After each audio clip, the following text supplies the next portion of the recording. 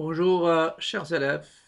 Les premières années, bac, sciences maths, BUOF, option français. Première année sciences expérimentales, ou bien première année sciences éco, première année sciences agro et sciences et techniques. Je vais continuer dans cette vidéo ce qu'on appelle les opérations dans la partie de notions de logique, et je vais continuer les opérations sur les propositions logiques, ou bien ce qu'on appelle les quantificateurs logiques. J'ai déjà parlé de la négation logique. Et la négation d'une proposition, c'est une proposition qui est vraie, c'est P fausse, et qui est fausse, c'est P vrai. Et j'ai déjà parlé qu'il y a autres connecteurs logiques ou bien autres opérations dans l'ensemble des propositions logiques. Il y a la conjonction OT, il y a la déjonction, ou déjonction bien sûr dans le sens de la déjonction ou, c'est pas ou bien, c'est-à-dire le ou logique. Et il y a l'implication logique qui va être définie avec la négation et la disjonction. Et il y a l'équivalence qui sera définie bien sûr à partir de l'implication.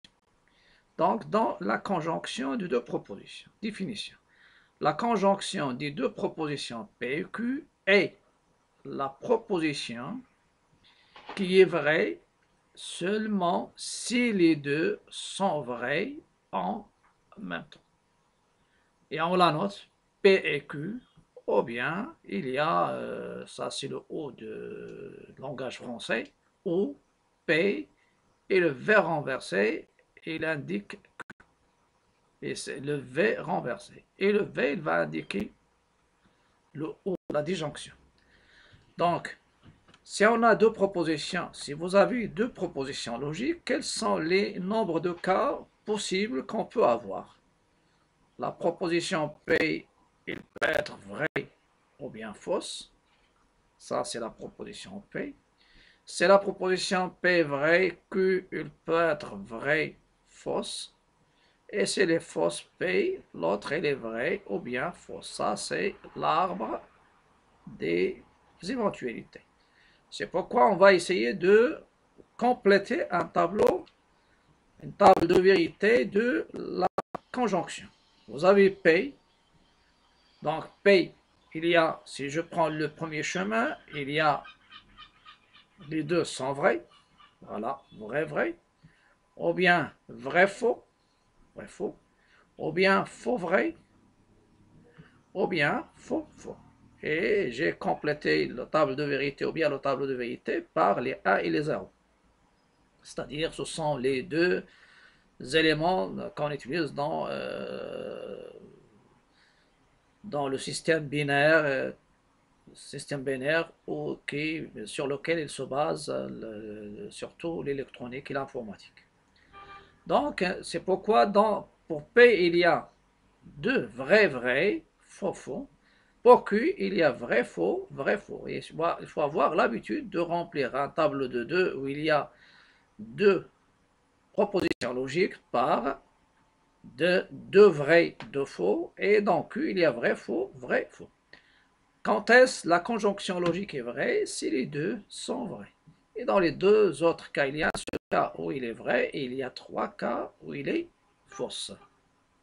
Voilà. Donc, ça c'est la proposition logique normalement P. Dans les exemples, je peux vous donner par exemple la proposition. Si vous avez la proposition, je vais la noter par exemple 1 plus A égale à 2 et 2 appartient à N. Cette proposition, les deux sont vrais, donc c'est une proposition vraie. Je prends un cas, la proposition, je prends ici moins 1 appartient à N et 2 supérieur à 1. Voilà, celle-ci elle est fausse et celle-ci elle est vraie, donc c'est une proposition fausse. Donc la conjonction des deux propositions est fausse, c'est le non moins des deux propositions est fausse. Donc s'il y a uniquement une parmi les deux est fausse, dans ce cas-là, la proposition elle est fausse. Soit la première fausse, la deuxième vraie, la première vraie, la deuxième fausse, ou bien la première fausse et la deuxième vraie, ou bien les deux sont fausses. Ça c'est la disjonction. Je vais passer, parce que la conjonction et la disjonction fonctionnent les deux en même temps qu'on verra dans les exercices. La disjonction logique ou bien le connecteur logique ou de deux propositions. La disjonction de deux propositions logiques P et Q est la proposition. On a parlé de la première, elle est vraie dans un seul cas, les deux sont vrais. Celle-ci, il sera fausse dans un seul cas si les deux sont fausses. Sa notation, c'est P, O, Q. Ou bien, il y a une autre notation qu'on va utiliser, P, V, Q. Donc, de la même manière, je dresse la table de vérité, ou bien la table de vérité. Pour P, il y a vrai, vrai, faux, faux. Pour Q, il y a vrai, faux, vrai, faux. Donc, normalement, je vise directement le dernier cas. Si les deux sont fausses, alors ma proposition, elle est fausse. Et ce sera vrai si l'une au moins des deux propriétés est vraie. Je vais prendre des exemples. La même chose. La proposition, je vais prendre 1 inférieur à 0 ou 3 divise 6. 3 divise 6. 1 inférieur à 0, il est faux, mais celle-ci, elle est vraie. Donc, c'est une proposition vraie. Je donne uniquement deux cas. On peut avoir les autres. Je prends une où il y a fausse. C'est les deux. 2 divise, ou bien 2 supérieur à 4, ou supérieur à 4, ou 2 n'appartient pas à n. C'est-à-dire, je me base, ça c'est en général. Celle-ci, elle est fausse. Celle-ci, elle est fausse. Donc, c'est une proposition qui est fausse. Voilà. Vous pouvez remarquer qu'il y a une relation entre la conjonction et la disjonction. On verra que la négation de la conjonction, c'est la disjonction. Dans un exercice d'application, soit P et Q, deux propositions logiques. À l'aide des tables de vérité, montrer que, donc ici c'est montrer que les propositions suivantes sont équivalentes. Et je dis que deux propositions sont équivalentes, elles ont même valeur de vérité. La négation de P et Q, elle est équivalente à non P ou Q.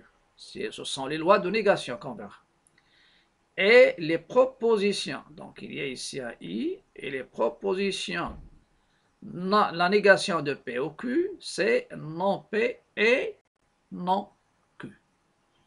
Donc normalement, je vous donne le temps de cliquer sur,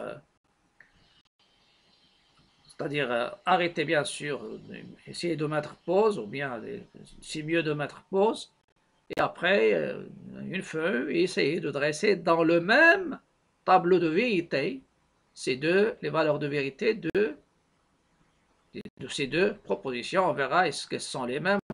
Dans la démonstration, normalement, je vais démontrer la première et de la même manière, on va démontrer la deuxième.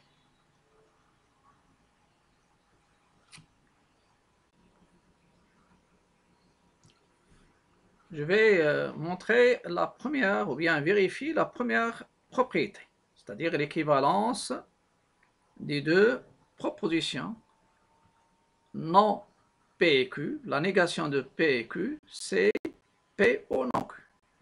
Devant moi, il y a le tableau que je vais remplir, et je vais le remplir d'une manière de telle sorte qu'il soit normalement les tableaux ils se remplissent de cette manière que je viens de vous donner maintenant. Il y a deux vrais, deux vrais, deux faux pour P.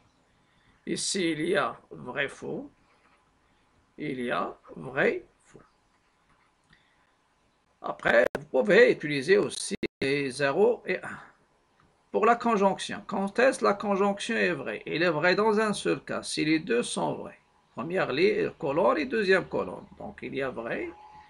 Et dans les autres, il n'y a que les faux. Voilà. Voilà. Je respecte.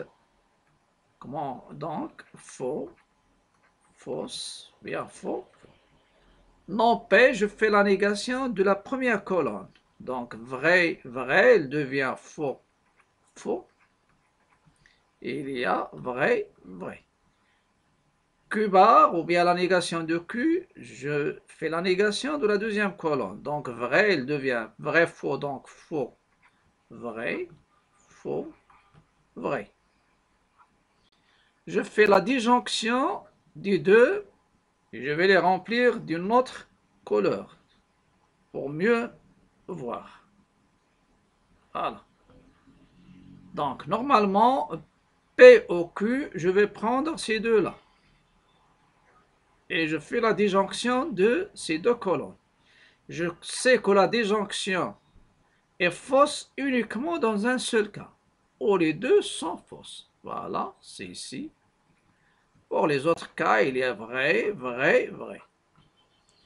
Maintenant, là, je fais la négation de P et Q, la négation de la troisième colonne. Vrai, il devient faux. Après les trois faux, vrai, vrai, vrai. Et il faut les comparer ligne par ligne. Donc, même valeur de vérité, même valeur de vérité, même valeur de vérité, même valeur de vérité. Donc, ce que je vais faire, d'après le tableau précédent,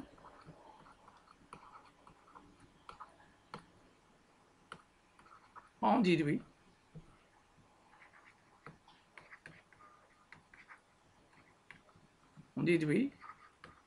que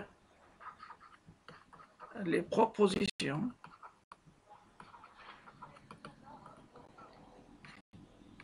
négation de P et Q, et ça c'est ET. ET, bien sûr, là c'est la conjonction du langage français. Et non P au Q en même valeur de vérité. Voilà. Et je vais conclure. Puisqu'ils ont même valeur de vérité, donc ils sont équivalentes. Donc, les propositions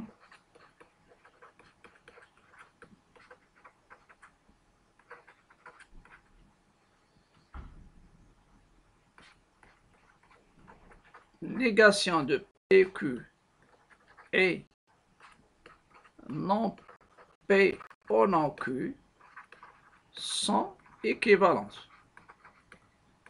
Pour l'instant, on n'a pas le droit d'utiliser le symbole d'équivalence. Mais normalement, la logique, on essaye de bâtir bien sûr les notions de logique sur des parties très intéressantes. Il y a les notations, il y a le langage, il y a quand est-ce une proposition est vraie et quand est-ce une proposition est fausse. Et maintenant, les liaisons logiques ou bien les connecteurs logiques ou bien les opérations logiques. Après, la disjonction, ça va apparaître l'implication, qu'on va la définir à partir de la négation et la disjonction. Et après, il y a le symbole d'équivalence. Et lorsqu'on va traiter le symbole d'équivalence, on va essayer de parler de ce qu'on appelle les lois logiques. Les lois logiques, ce sont des propositions logiques qui sont formées, qui contiennent bien sûr des propositions liées par les connecteurs logiques et les Je ne parle pas de quantificateurs, des connecteurs logiques, et ils sont toujours vrais. Donc, pour la dernière, de la même manière,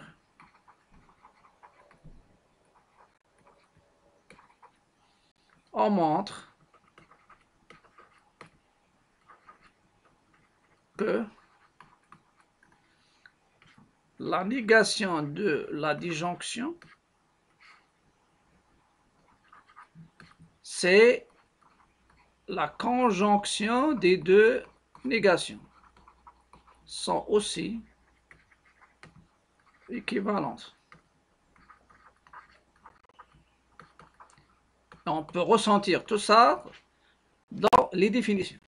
Normalement, dans les définitions, on a dit que la conjonction, elle est vraie dans un seul cas si les deux sont vrais, et elle est fausse dans 3 cas. Sa négation, qui est la disjonction, elle est fausse dans un seul cas, c'est le dernier, et elle est vraie dans 3 cas. On passe maintenant aux exercices. Donnez les négations des propositions suivantes.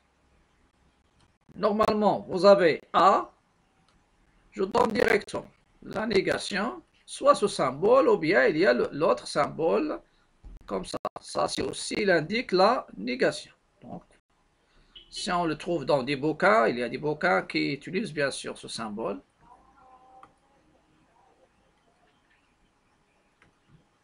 La négation de A, et on verra que ce symbole de A bar, ça sera lié aussi au complémentaire dans la notion des ensembles, qui sera la leçon qui sera juste après la logique.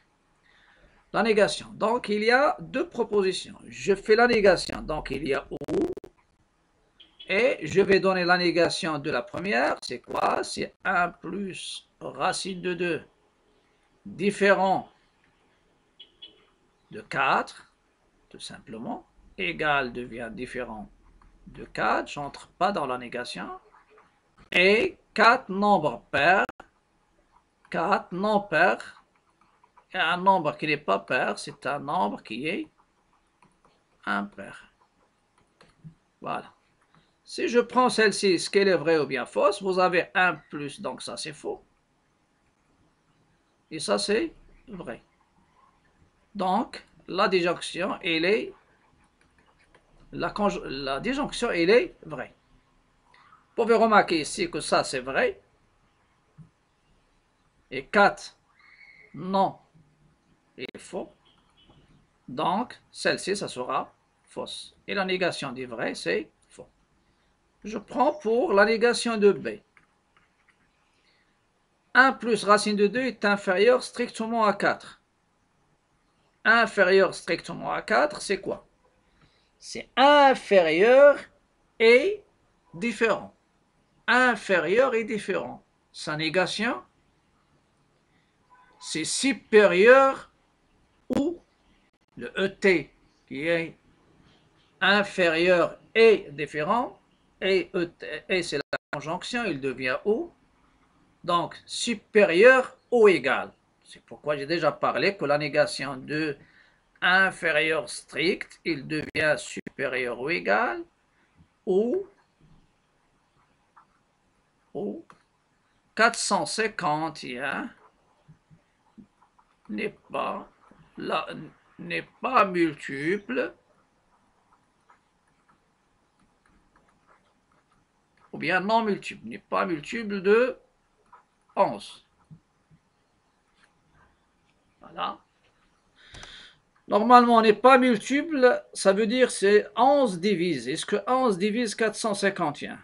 Normalement, vous pouvez remarquer ici que la somme 4 plus 1, ça donne 5.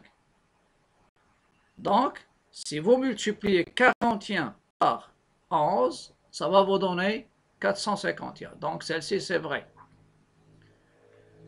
1 plus 1, donc 2, c'est vrai. Donc, celle-ci, ça sera une proposition vraie, avec la conjonction. Supérieur, ça c'est faux. Et dans la disjonction, si l'une est fausse, le tout, ça sera faux. Donc, B bar, elle est fausse. Voilà. Remarque concernant négation.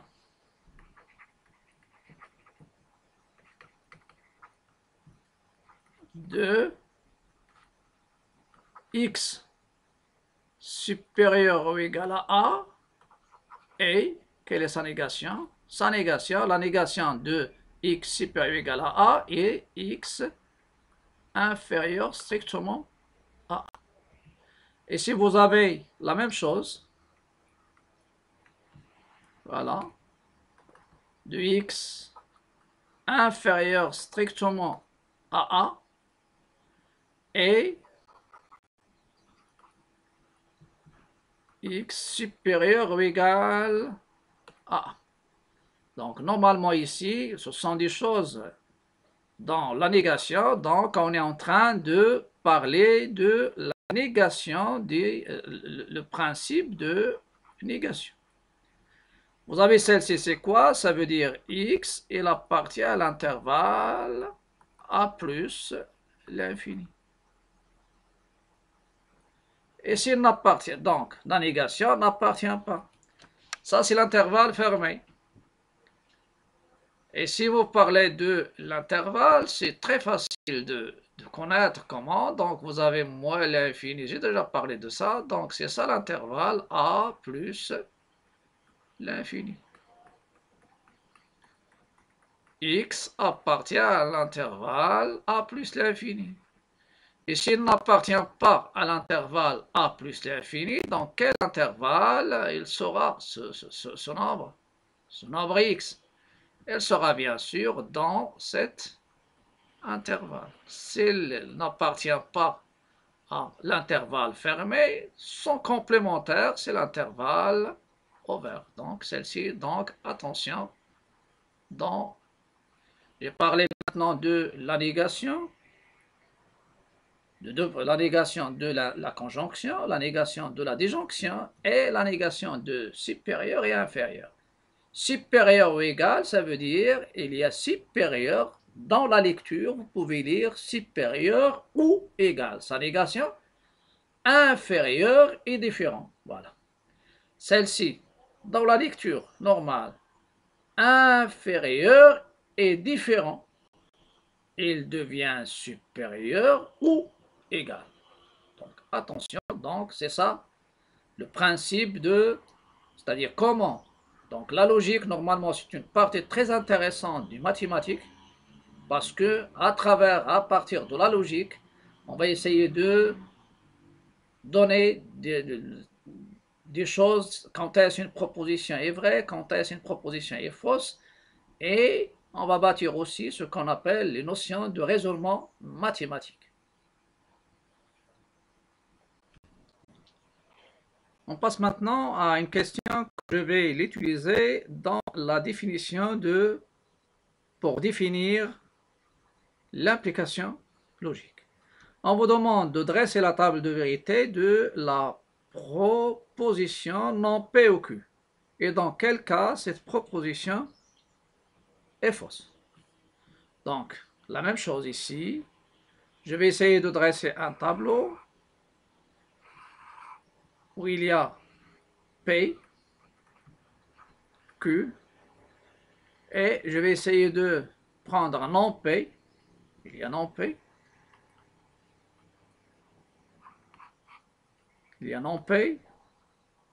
Donc, pour compléter ce tableau, il y a non P. Voilà, et il y a la proposition en question, c'est non P ou Q. Voilà. Ces propositions, il y a combien de cas? Il y a 4 cas. On verra après s'il y a 3 propositions, il y a combien de cas possibles. Voilà. Remplir, c'est de la même manière, vrai, vrai, faux, faux. Ici, alterner vrai, faux, commencer par vrai, faux, vrai, faux.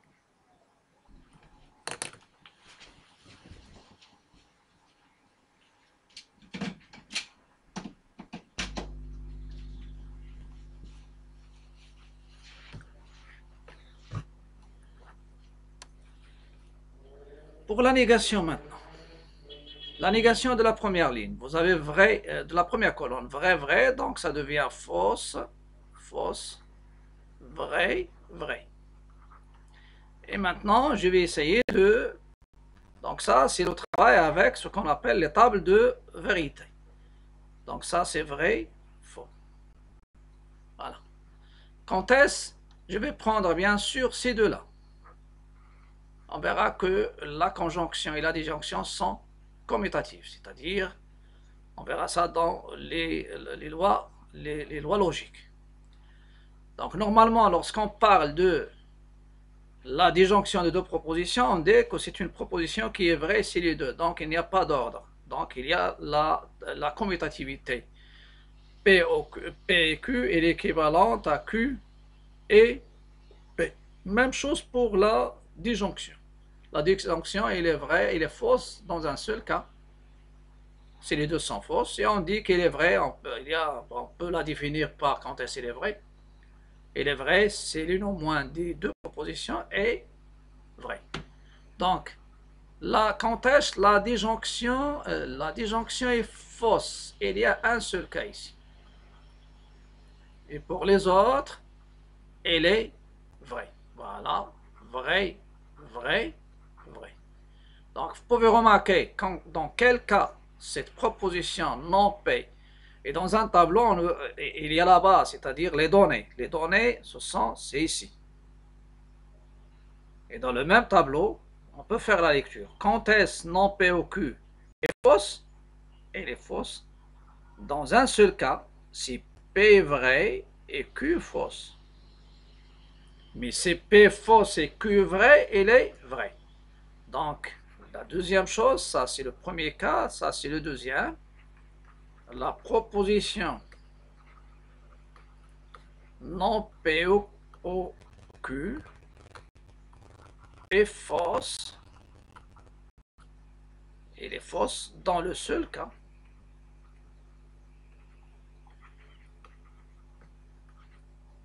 Seul cas. Quel est ce cas? C'est P vrai et Q fausse. Voilà. Ça sera tout pour ces connecteurs logiques. Je me prépare pour définir ce qui est très intéressant, c'est l'implication logique. Et lorsque je dis l'implication, ça entre dans les raisonnements mathématiques. Et il y a l'équivalence, ici, ça entre dans le raisonnement mathématique. Et la négation, normalement, c'est aussi, il y a le raisonnement par négation. On a déjà parlé de raisonnement par négation. Et il y a aussi une chose très importante, ce sont les tables de vérité. Donc les tables de vérité, ce sont, parfois, on peut vous demander, si on vous demande des propositions en général P, Q, R, et on vous demande de montrer que cette proposition est toujours vraie, dans ce cas-là, il faut dresser une table de vérité ou bien un tableau de vérité. Mais en général, on dit la table de vérité. À bientôt et à la prochaine vidéo. Mais avant de vous quitter, je vous invite, si vous permettez, de s'abonner à ma chaîne pour me soutenir et pour m'encourager. Et n'oubliez pas aussi de partager, commenter et liker. Et s'il y a des commentaires, n'hésitez pas de les poser. À bientôt.